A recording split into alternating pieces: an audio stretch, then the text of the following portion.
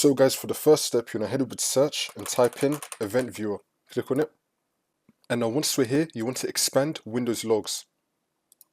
And now it's going to be showing all of our logs right here. So let's say that I want to clear the logs of application.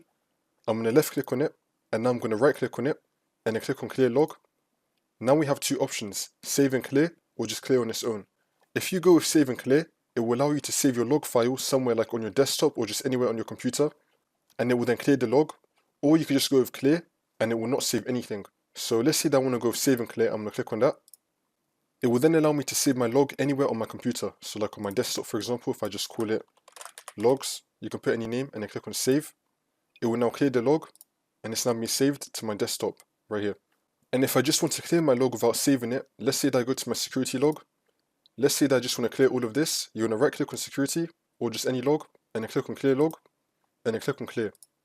It will then clear your log, and you can repeat this for the other logs that you have.